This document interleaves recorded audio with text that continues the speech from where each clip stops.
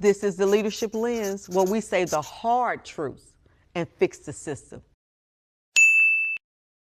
Hiring season for new administrators is here. Assistant principal or AP positions are posted.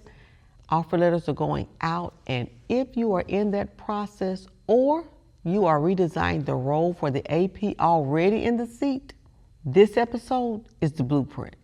The most common mistakes in AP design is not hiring the wrong person. It is designing the wrong role. You can hire the strongest instructional candidate on the market and put them in a role that is 80% discipline and logistics. In 3 years, you have an exhausted operations manager who has never practiced a craft they were hired to develop. That is not a hiring problem. It is a design problem. And it's fixable, but only before the person is in the seat. Let's start with what the research tells us a well-designed AP role looks like. NASSP is unambiguous. APs who spend at least 30% of their first 3 years on instructional work, that's observations, coaching, PLC facilitation, and data reviews, they are significantly more likely to become effective instructional principals. The first 3 years are the highest leverage development window in your district. Get the role design right in those years, and you build the next generation of instructional leadership. Get it wrong, and you lose them. Hear me on this. That 30% number is a threshold finding. It identifies the point at which AP development becomes measurably visible compared to APs who fall below it. It is the floor of acceptable. It is not what an AP role designed for instructional leadership should actually look like. A role genuinely built to develop the next instructional principal in your district should spend 50% or more of the week on instructional work. 30% is where development becomes possible. 50% is where it becomes the design. Now look at what the role actually looks like in most buildings. The national average for AP instructional time is 20 to 30% on a good week. Discipline, attendance, bus duty, parent calls, testing logistics, and coverage. Those operational demands of a school are relentless and immediate, and in the absence of a deliberately designed role, they feel every hour. This is not because APs lack capacity. It's because the role as designed is a container for everything that no one else has time for.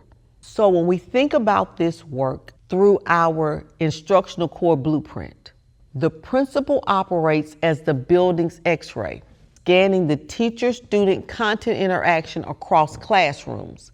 That is how atmospheric pressure gets created and held on the instructional triangle. When the AP role is designed for instructional leadership, your AP becomes a second X-ray. Your coaching capacity doubles, your coverage of the building improves.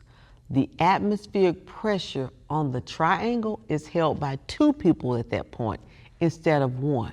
When the role is designed for operations, you have 1 X-ray doing the work of 2, and when that AP becomes a principal, because in most districts they will, they walk into their building having spent 3 to 5 years practicing operations instead of instruction.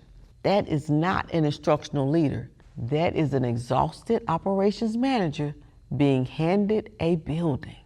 And the role design they grew up in is the role design they will replicate. That role design is what the lens makes visible at every tier. So we think of this in terms of our tiering. Classroom, that's the microscope level, principal's X-ray level, and then the district satellite view. At the principal's X-ray level, the question is concrete. Is your AP schedule documented with protected instructional time? Not intended, documented. Are you reviewing their coaching together monthly? If you have never seen the scripts your AP is producing, the role you have designed is not developing an instructional leader. It is leaving development to chance. At the district satellite level, the question is the same one but asked at scale. Which APs across the district are in roles deliberately designed for instructional leadership development? If human resources and curriculum leadership cannot name them, you do not have an AP pipeline. You have a hiring process and the hope that a good one will rise. The AP whose role is designed for instructional leadership this year becomes the principal who could actually hold the instructional triangle next year. That is what role design buys you. That's the lens. And if this is you and you're wondering how to translate that lens into action, we have a micro move, which are small intentional shifts designed to help you reclaim your leadership so you can build a system that holds. The micro move is to run the AP time audit. Here's how this works. Ask your AP to track every task for 1 full week in 15-minute increments. 2 categories, operational and instructional. Operational means attendance, logistics, coverage, and parent phone calls. Instructional means observations, coaching, PLC facilitation, data reviews, and curriculum. At the end of the week, calculate the percentage split. Put the numbers on paper. Then sit together and answer 2 questions. What does this data tell us about how the role is currently designed? And what 2 operational tasks could we delegate or systematize before September to reclaim instructional time? Write the answers before the school year ends. On paper, because the decisions that are written are the ones that survive the summer. You cannot design a role you have not measured. The audit gives you the measurement. The destination for this is a 2-year build. Year 1 target, cross 30%, the threshold the research uses to identify that role design is working. Year 2 target, 50% or above, the role you are currently trying to build. The redeployment model is the system that gets you there. The AP redeployment model is a 3-step redesign sequence to be built this summer. Step 1, identify your delegation targets. Take the operational task, the audit surface as the heaviest time consumers, and ask 1 question of each. Does this require an AP? Discipline data entry? Does not. Attendance tracking? Does not. Routine parent call logging? Does not. Every task that does not require the professional judgment of an instructional leader can be delegated, automated, or systematized to a different role. Before summer ends, name 2 operational tasks you will delegate before September. 2, specific with a person attached. Step 2, protect 90 minutes of daily instructional time on your AP's calendar. Hard block, not aspiration, not hope, 90 minutes daily for observations, coaching, PLC facilitation, and data reviews. Block it before anything else fills the calendar. If the schedule does not protect the work, the role is not designed for the work. Step 3, assign a coaching caseload. That will be 4 to 6 teachers, your AP's own caseload, using the same low inference scripting and 24-hour feedback loop that grounds your own practice. Then monthly, your AP brings their coaching data to you. You coach their coaching.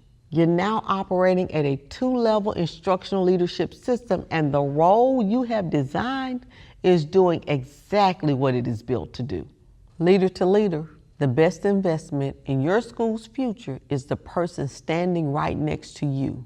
If you want an instructional successor, someone who can hold the atmospheric pressure when you move on, you have to build them intentionally with a protected schedule, a coaching caseload, and a monthly accountability structure. That does not happen by accident, and it does not happen if the role you design consumes them in operations for 3 years and call it experience. Design the role first. The right person will grow into it. To help you build the role correctly before your next calendar is set, Use our AP Redesign Blueprint. It maps the 4 responsibility quadrants, gives you the weekly schedule template with protected instructional time, and provides the monthly coaching accountability structure. Linked in the description.